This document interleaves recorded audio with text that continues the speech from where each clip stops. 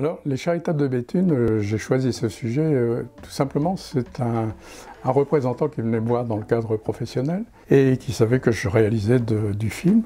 Et il me dit, tiens, tu as jamais filmé les charitables de Béthune? Je dis non, je ne connais même pas. Il dit, écoute, c'est des gens qui enterrent les morts gratuitement.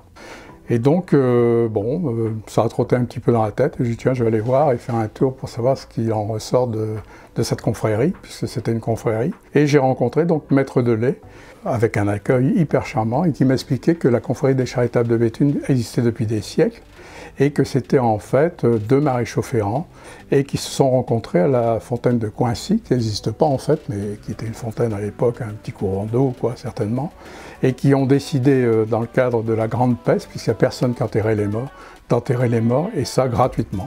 Et depuis ce temps-là, les morts à Béthune et à Beuvry sont enterrés gratuitement par les charitables de Béthune. En voyant Maître Delay, qui était le prévôt de la confrérie à l'époque, j'ai trouvé que le sujet était très intéressant, et très intéressant dans le sens d'un document régional.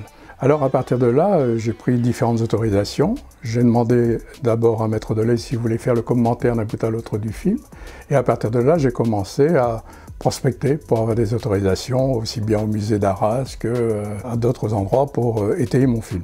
Mais je voulais surtout refaire une reproduction historique, reconstituer l'histoire de la confrérie des charitables de Béthune et de ces deux maréchaux ferrants qui se sont rencontrés. L'amorce du film a été en quelque sorte l'histoire. L'histoire m'a intéressé, j'ai voulu la mettre en image.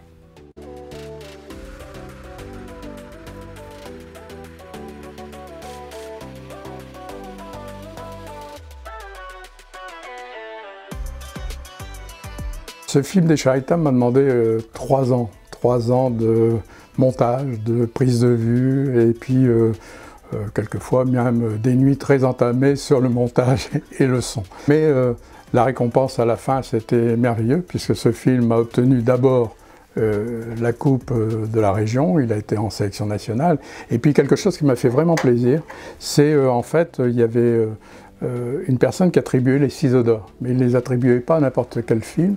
J'ai obtenu pour ce film le prix du meilleur montage avec les ciseaux d'or, qui était offert par un cinéaste de la région.